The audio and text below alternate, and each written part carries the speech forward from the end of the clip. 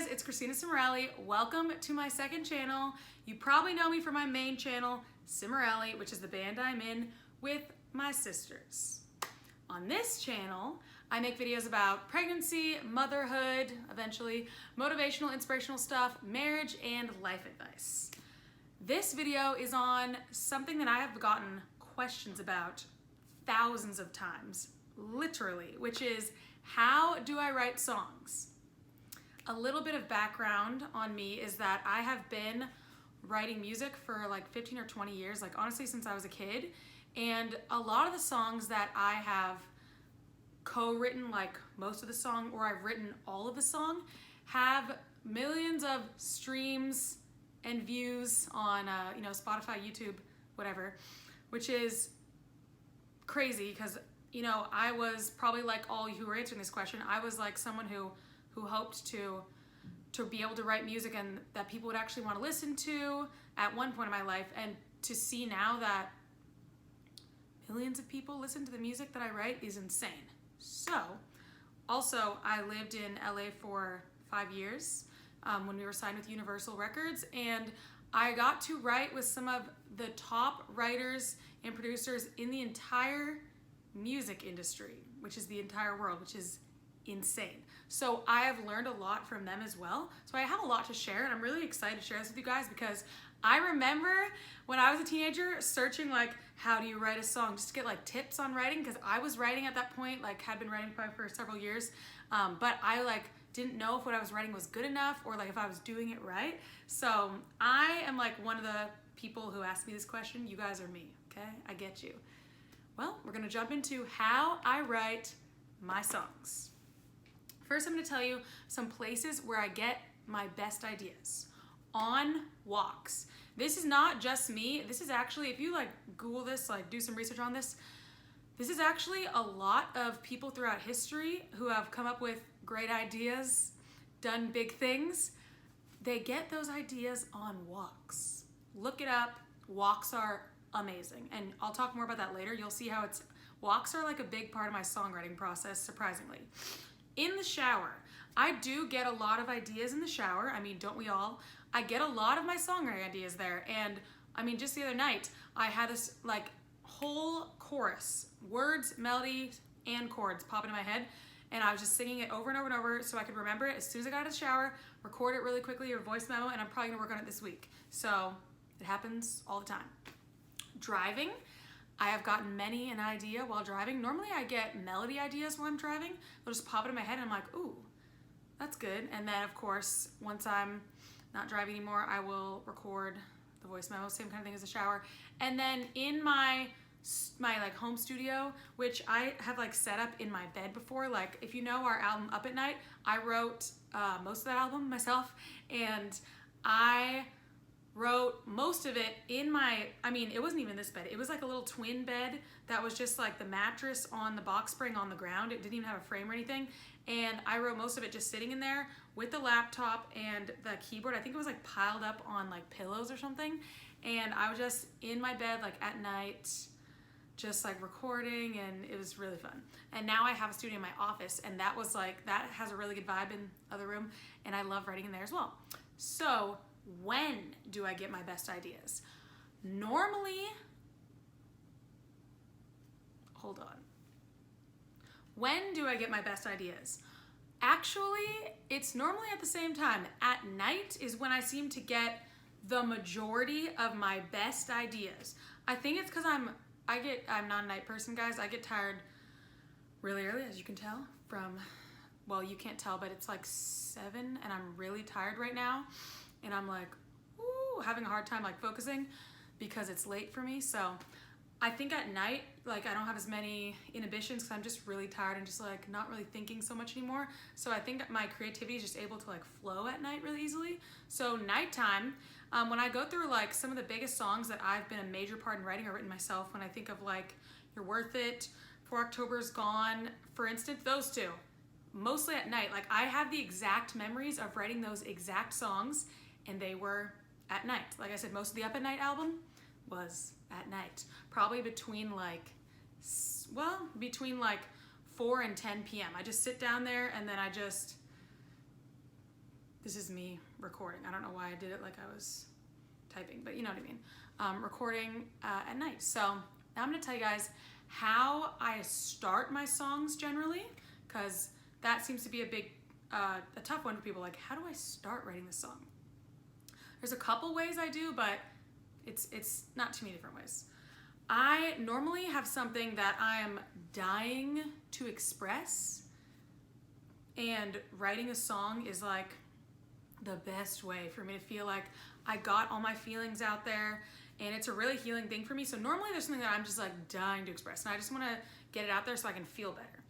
I'm referencing my laptop so I can have a nice organized video. So don't be weirded out, keep looking weird. I do normally start with lyrics because I'm writing about something. I'm not normally just like, I just want to write a song. A lot of times in LA, they'd be like, let's just write a song. Let's just start and see what happens. And it would be really hard for me to just write when I don't know what I'm writing about, because that makes sense, right? Why would that be easy? So I will normally just like go into my notes app and I will just like dump everything down if I'm starting with lyrics, which I normally am. And I will often do that while on a walk, or I'm sitting at night in my bed or like in my studio, whatever it is. Sometimes a full chorus or melody might just pop into my head and I'll record it. That happened the other day, so that might be a way I start. Sometimes I will think of what I want to express, and the way I'll express it first is through music, not lyrics. So I will make a track. So I record in Logic, is the program, with a keyboard. That's all I do. I just play keyboard and I record like a rough track, and I want it to express the feelings that I'm trying to express. So I'm like, this is the feeling and this is what it sounds like in music. So I make it until it feels like, yes, that is exactly what I'm feeling, like this sentimental longing feeling in music. That's what it sounds like, right? It's really cool to like put my feelings to music and be able to listen to something and be like, that's how I feel. That song, that sound is my feelings. It's awesome. I'm getting like really excited. I love writing songs. And then, yeah, I already said this, I never really try to write a song about nothing in particular. That doesn't really work for me. I used to try that and it doesn't work. Like, I tried that so much in the beginning of my songwriting journey when I didn't have any like big songs yet. I would try to just write. I'd be like, oh, I just want to write about just anything. And I would just try to write and I wouldn't have anything in mind, and it just never really worked. Eventually I learned like, I need to know what I'm writing about. Like, I need to know why I'm writing it and what it means to me, you know? So now I'm gonna tell you what the whole process is. This is like basically how most of my songs go. First, I want to write something. I'm like, oh my gosh, I'm going through this thing and I'm looking through my phone at all these songs and I can't find anything that expresses it. I gotta write a song about this because I need to listen to something that expresses these feelings and I can't find anything. Or I'm like, oh, this person like really hurt me and I really wanna write about it so I can like move past this and like get the feelings out. Okay, that's where I start. Then, or if I'm not starting in the moment with something, I might go back to a past idea. Like, I might look at my notes and then see, oh my gosh, I wrote this awesome set of lyrics, this awesome chorus, or I had this awesome song idea that I totally feel right now.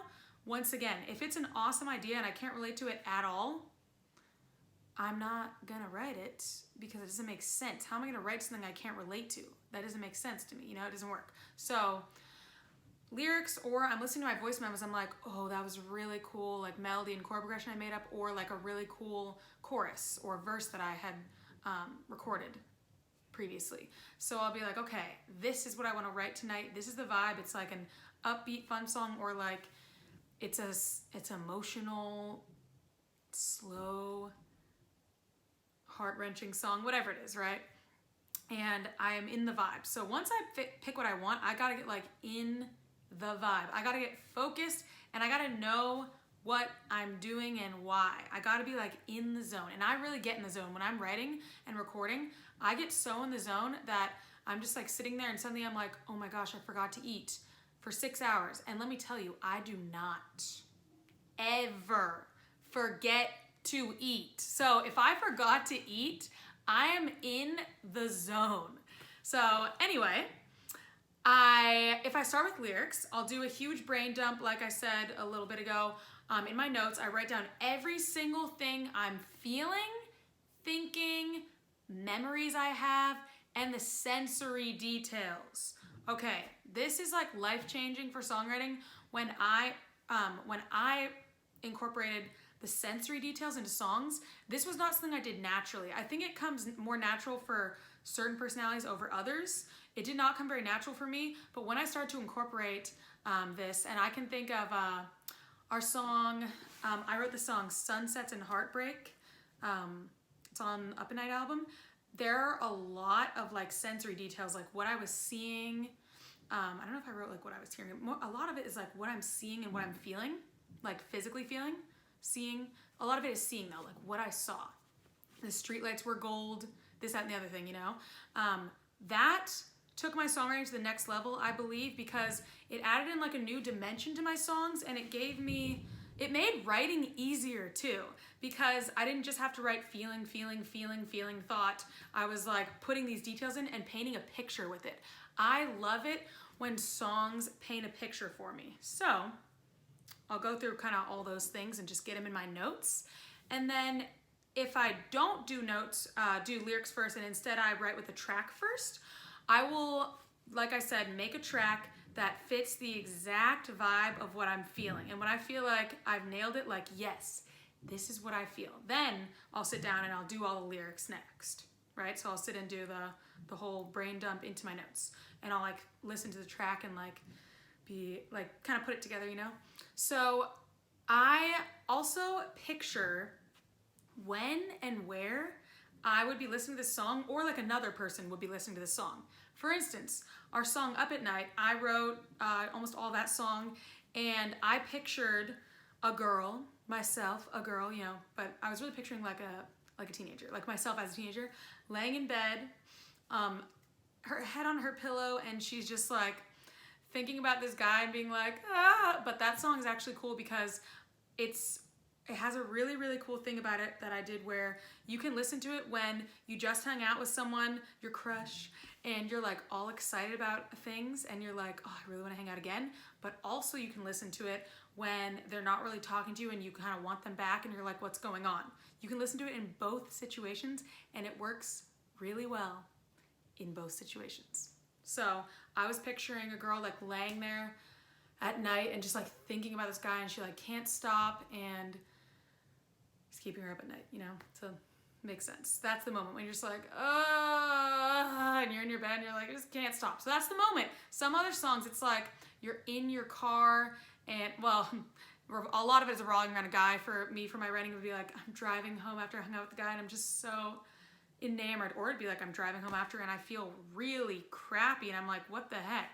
Okay, so think of the situation when you're listening. Well, I think of the situation when I or someone else would be listening to the song. Then I record my ideas and my melodies and the chords and everything. I record all that down, and I will often improv a melody over the top if I don't have something like off the top of my head. So I'll play the track and I will just start singing for the entire song. I'll go like,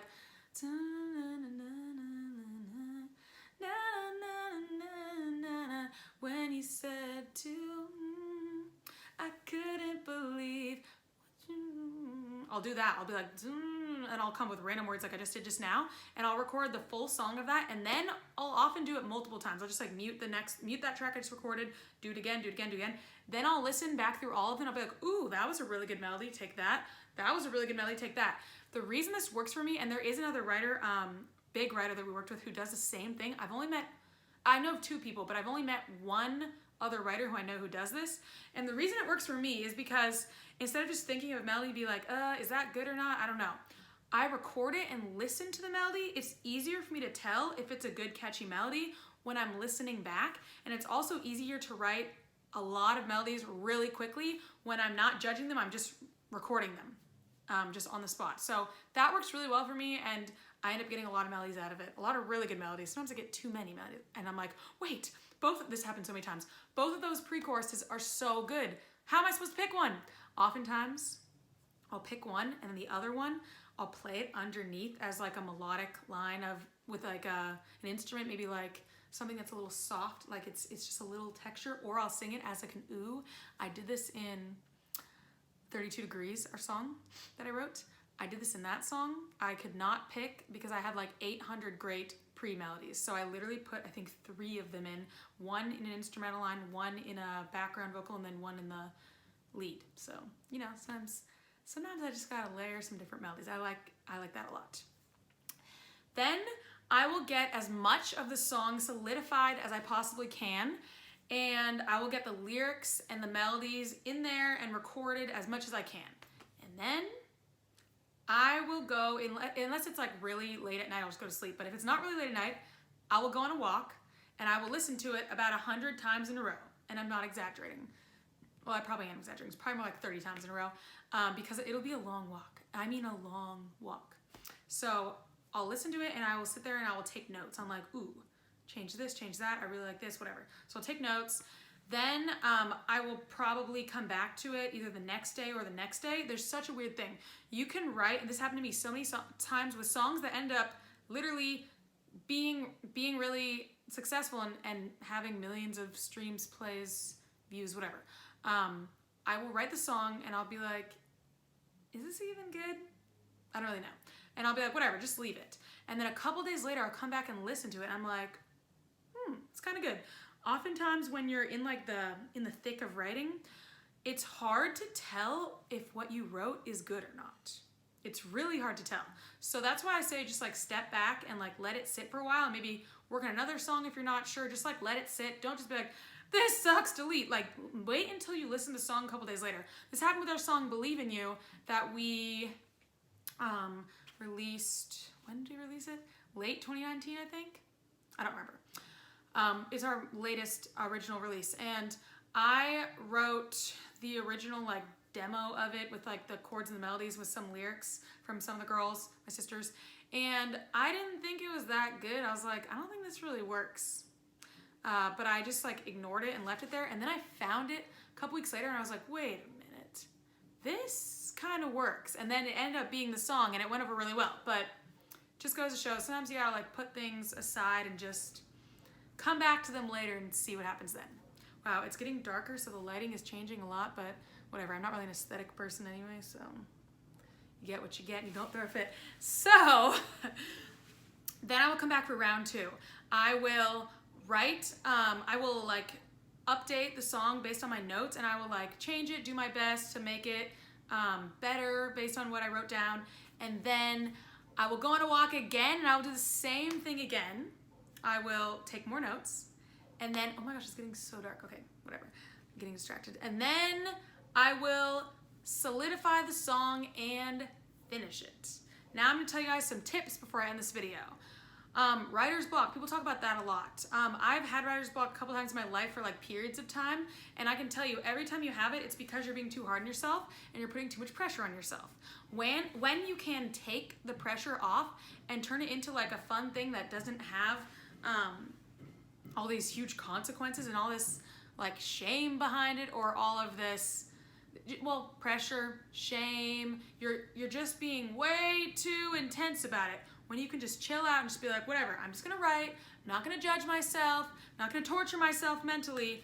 That's how you can get out of writer's block. You have to take the pressure off. So you have to be like, you know what?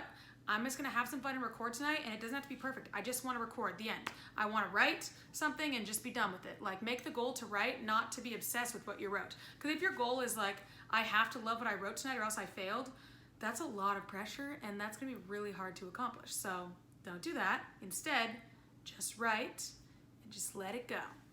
I made this rule several years ago when we lived in Malibu. I made this rule that I have really stood by, and it is amazing, and it is, you're not allowed to criticize your writing until you finish the song.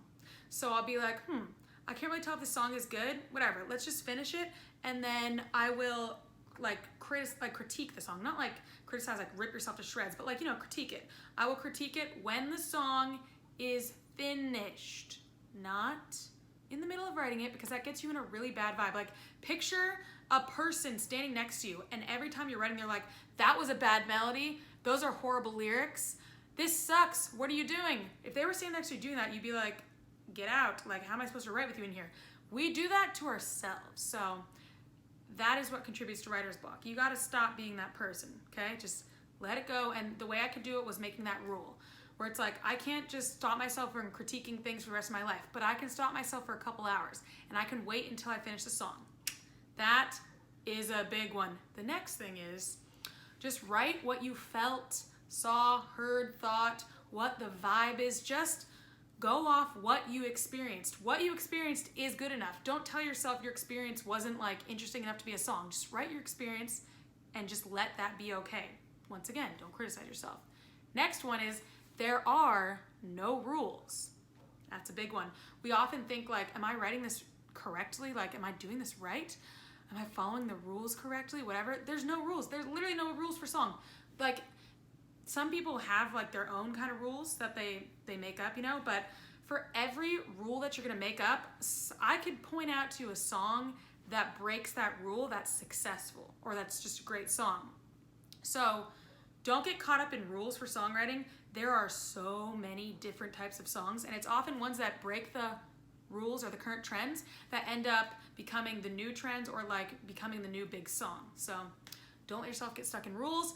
Don't let pretentious musicians get in your head. Okay, big one. My mom is a classical musician. She's not the pretentious musician at all. She is the one who told me about these at first. Like, that's where I first heard about them because she's been around them so much because she majored in, I don't remember, something about piano performance. I don't want to say it wrong, but she's a classical pianist. So she knows all about this. And basically, a lot of musicians, I think it's out of insecurity. So if someone's doing this to you, just write them off, brush it off. A lot of musicians, out of insecurity, I think, will rip apart other people's work. You know, if you have opinions, that's fine. Have your opinions, but don't rip it apart to their face, right? Or like publicly online. It's just, I don't get what the point is. So a lot of pretentious musicians will do that, and they'll be like, oh, you did this chord here? Like, why'd you do that chord progression? Blah, blah, blah, whatever. Like, who cares? And they'll think that because you did something that's more simple, that you suck as a musician or like your work isn't good.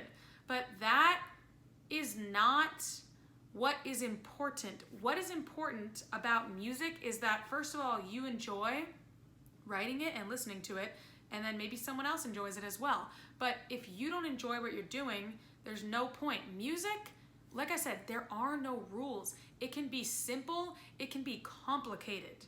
It can be cliche and be great. You know, it can be out of the box and be horrible, or vice versa. There's no rules. There's no reason to get pretentious about things and get too into, okay, I love music theory, but there's no reason to get too into it and use it to tear things apart. Okay, so you got pretentious musicians around you, ignore them. If they want to go be a critic, like be a music critic, hey, they can make that their job, whatever, but you don't have to listen to it. I feel like I could go on about that for way too long, so I'm going to move on. Write a lot and do it in a way that you love to write. Like, make it something that you love to do. Make it fun. Don't make it a torturous event, and you will naturally improve. I had to write a lot of songs before I ended up with the first one that would get over 1 million streams. It took a lot of writing before I got to that point, and then once I started to like get in the zone, it became a lot easier for me. It's like I have my methods now, and it's not that difficult now. It's not that difficult to stay out of writer's block either. It's only happened to me a couple times in my life, and I know how to get out of it. So practice, practice, practice, practice, have fun, get out of your head, and you will do great. I feel like I could go into a lot more detail about maybe like melodies and other stuff in another video, but I'm gonna end this video here. So make sure you guys subscribe if you wanna follow my entire pregnancy journey. I know this wasn't a pregnancy video, but this channel goes into that a lot. Or just learn, I thought that was a person outside my window, or just learn more about my life and follow me on my entire life journey. Follow me on my other social media accounts, which are in the description, and let me know if you have any other video ideas, because, you know, I got like a list of 20, but I could use way more. So let me know. You guys came up with this one, and I loved doing it. So I will see you guys in the next video. Bye.